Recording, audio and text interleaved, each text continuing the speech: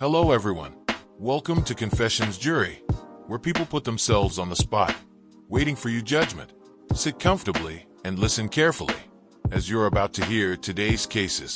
You hold the hammer and you apply the law. Let us have your verdict down in the comments section. As always, don't forget to subscribe and like the video. Let's head on to our first case. Case 1. Am I the bad person for ending my engagement because of his demands about our prenup? I, F37, recently got a lump sum for a career project that turned into a whole company.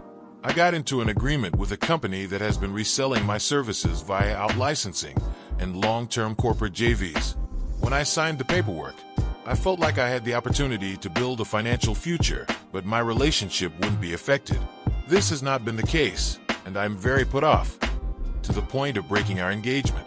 We've been together for 4 years. I met him on the last leg of my struggle to get what has become my working life's motivation. This project has been all-consuming, and aside from that, I only had time for my family. I have very good friends, but everyone is busy. I didn't date or go out. When Sean, M43, came along, I was swept off my feet because I wasn't expecting to find someone that I liked so much. We shared the same sense of humor, and I became really attracted to him, both emotionally and physically. Sean is divorced. He has average office assistant skills and works for a small government agency. Our salary gap was not a huge deal, as I invested a lot on my project, so whatever money I kept for myself went to my priorities that are non-negotiable. I take care of my family and pay bills. He did have hobbies that he spent time on, but when I met him, he was in between jobs and had to wait 4 months until he became active at his new job at the agency. We were both thin on money. I was very happy to have a guy who didn't pressure me to wear certain styles. I'm more of a flats and comfy clothes lady. When my ex before him demanded that I look trendy and said things that nullified my self-esteem, I knew he was on food stamps very briefly and chalked it up to a bad situation that was temporary. There was huge mutual acceptance. We tried to start a small consulting company, but it didn't work out. I noticed that he wasn't ready to co-manage, and after a long conversation, we mutually decided to call it off. We had been talking about marriage for a while, and when he proposed, the subject of a prenup was no surprise, as we had already agreed on having one. Even if I had nothing, I see it as a way to protect ourselves and each other from potential situations. I'm in a niche market that deals with loss prevention, and I've seen people getting into lawsuits. We had drafted a plan but had some tense moments. He closed off at the lawyer's office and created a tense environment during our second meeting. Nothing that we had agreed on was getting followed through, and he kept asking for things and raising the bar. He got his own lawyer, which would have been okay, except that he never told me, and his attorney showed up, and I didn't even know he'd hired one.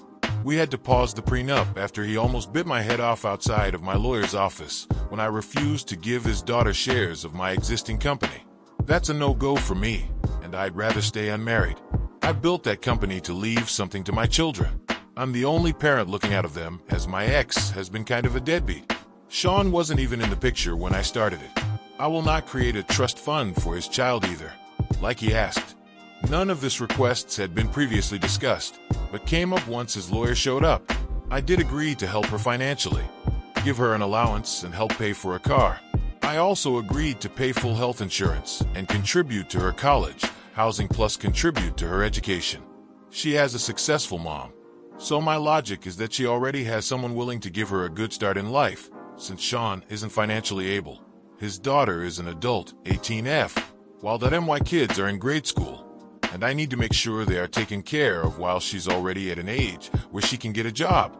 I offered to contribute to a fund for her first home, but it seems like nothing I offered was good enough.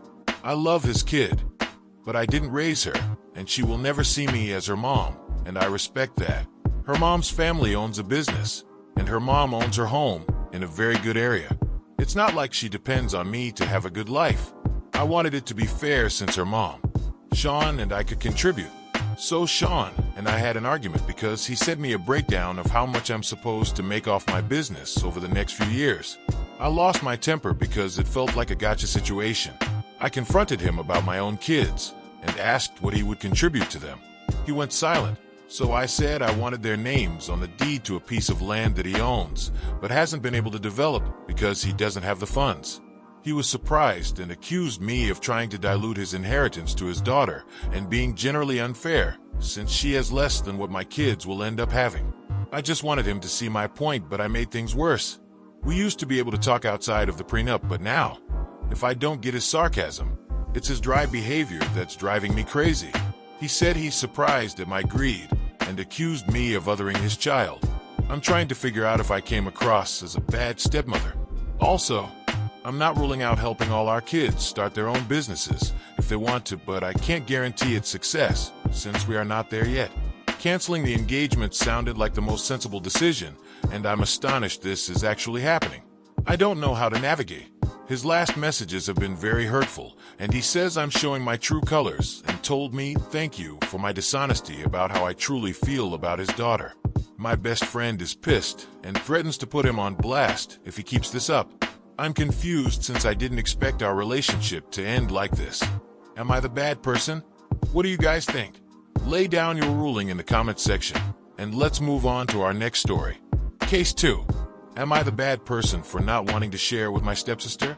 My F15 mom's fiance, Dan, is moving in with us soon. He has a 4-year-old daughter, Lily. Her mom isn't around. We live in a 3-bedroom house, but the 3rd bedroom is pretty small. Before now it was empty other than boxes of old and a fold-out sofa we use for guests. I helped Mom finally take the boxes to the charity shop, but she was worried about fitting Lily's furniture and toys in.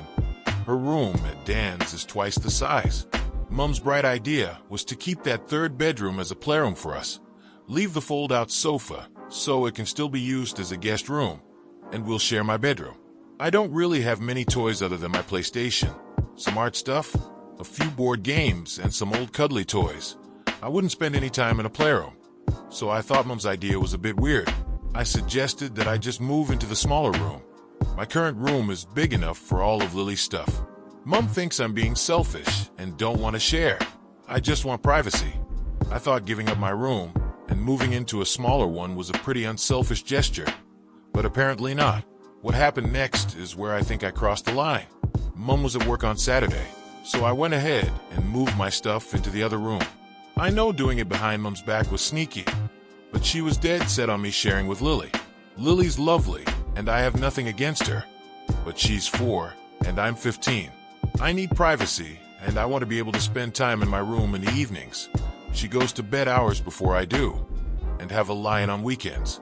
Mom was furious and called me all sorts of names: selfish, greedy, underhanded, etc. I refused to apologize and I left. I went to my dad's house, and I've been there since then. My dad and stepmom are both on my side. They both think it was ridiculous to expect me to share with a little kid when there were enough rooms available. It's not that I have a problem with sharing. I happily share with my 16-year-old stepsister at my dad's because there really aren't enough rooms for us all to have our own there. Although I was in the right until I was telling my friends about it, and one of them told me I sounded like a spoiled brat. So Reddit, what do you think? Am I the bad person? What do you guys think of this one? Let us know in the comments section, and let's move on to our next story. Case 3. Am I the bad person for telling my dad's new wife the truth about his first family? I'm 25, and my dad is 53. We've had a rocky relationship since he left when I was 10, leaving my mom to raise me and my 2 younger siblings alone. Growing up, he'd pop in sporadically, promising the world, only to disappear as soon as he got caught up in whatever new life he'd built. He's remarried twice, and we were used to being forgotten. Recently, he married Grace, who's only 28. She reached out to me a few months ago, eager to bond with everyone and start a blended family. She was super enthusiastic, which I found odd given my dad's history, but I agreed to meet her out of curiosity.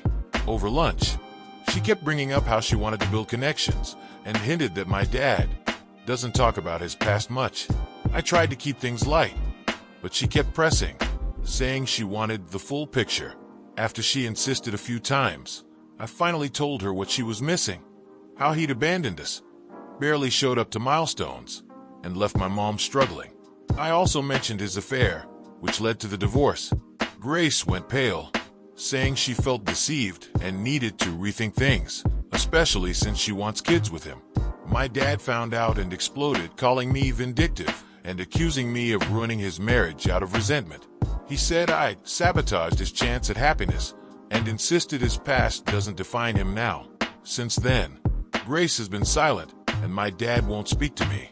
I'm torn. Did I go too far by being brutally honest? Should I have let her believe in his family man persona? Or was it fair to tell her the truth? Am I the bad person? You've sat down. You've listened. Now, it's time to state your ruling.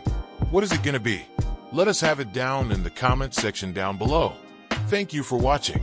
Please like this video if you enjoyed it and subscribe for more cases like these. In life, we may run, but we can never hide from true justice. Stay safe, everyone.